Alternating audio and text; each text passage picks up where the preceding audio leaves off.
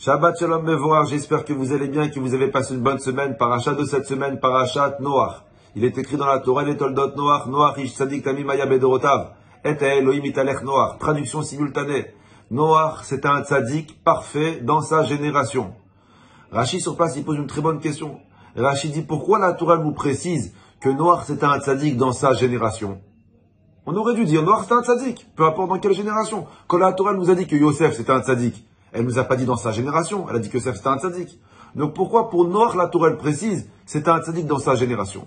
Rashi sur place, il donne une très belle réponse. Rashi dit comme quoi, c'est vrai que Noach, c'est un grand tzadik. C'est vrai. Mais tu sais, où il était tzadik? Quand il était tzadik? À son époque.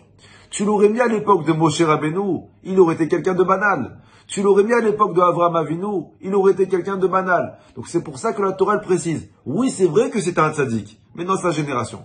Je vous donne un exemple, vous allez comprendre. Prends un joueur de foot d'une équipe de Clermont-Ferrand, par exemple. Voilà. Le meilleur de l'équipe de foot de Clermont-Ferrand. Ok, il est bon là où il est. Maintenant, change d'équipe. Mets-le au Paris Saint-Germain, avec Messi, Neymar, Mbappé et compagnie.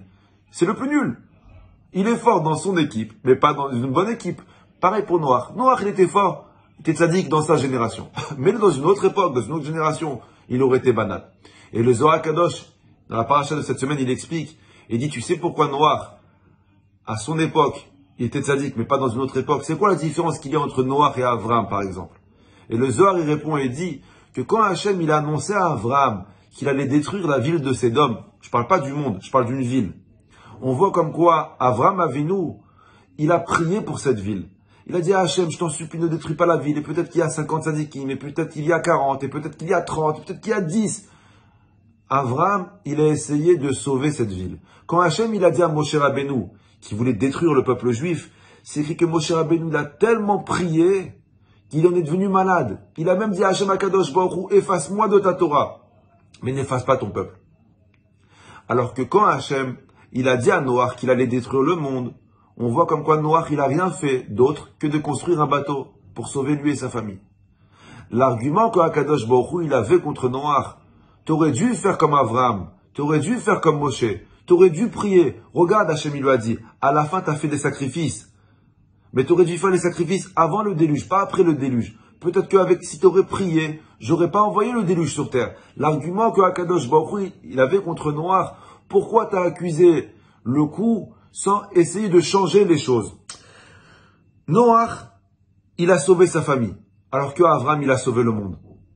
Noach, il a influencé sa famille, alors que Avraham, il a influencé le monde. Sur ça, le Rabbi Lubavitch, dans une des sikhas qu'il a fait sur la paracha de Bereshit, il dit quelque chose de très beau. Le Rabbi dit qu'on voit à la fin du déluge, Hachem, il a dit à Noach, Tsemina teva, sors du bateau. Alors, le Rabbi pose une question. Pourquoi tu lui dis sors du bateau? Il va pas rester dans le bateau, il n'y a plus d'eau. Il va sortir. Pourquoi Kadosh Baruch Hu lui précise sors du bateau? Oui, il va sortir. Quand l'avion il atterrit, le steward il te dit pas sors de l'avion. On a compris qu'il faut sortir de l'avion. Pourquoi Hachem précise à Noach sors de l'avion?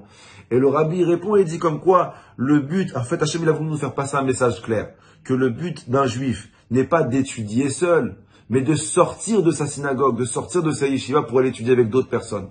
Le but d'un juif, c'est pas de faire Shabbat seul, mais de sortir et de faire Shabbat avec d'autres personnes. Sors de ta teva, sors de ta yeshiva et essaye d'éclairer le monde. N'oublie pas que ta mission première, c'est d'éclairer le monde. Sur ça, je raconte une histoire et je finis avec. Il y a pas longtemps, il y a 1 an et demi, je rentrais chez moi à la maison et j'ai vu un jeune qui marchait dans la rue avec une Gemara. Un jeune que je connais. Et il m'a dit, Rabbi Moshe, dis-moi Mazal Tov. Je lui ai dit, pourquoi Mazal Tov?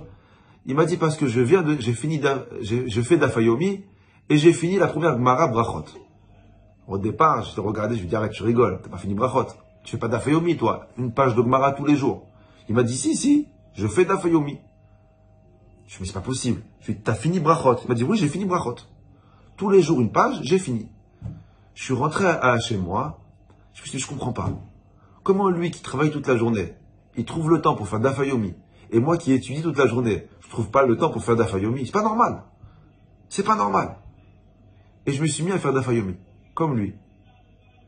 Grâce à lui, aujourd'hui, 1 an et demi après, j'ai fini 5 ou 6 Gemarot.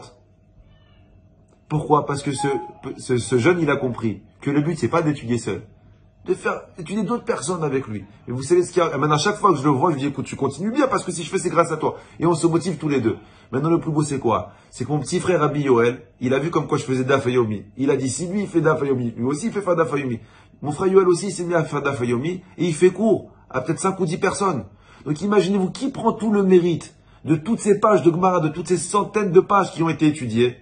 C'est ce petit jeune que j'ai croisé dans la rue, avec sa Gemara. Donc, de là, tu vois comme quoi le travail d'une personne, c'est pas seulement d'éclairer sa maison, mais d'éclairer le monde. Bracha v'atzlacha la semaine prochaine.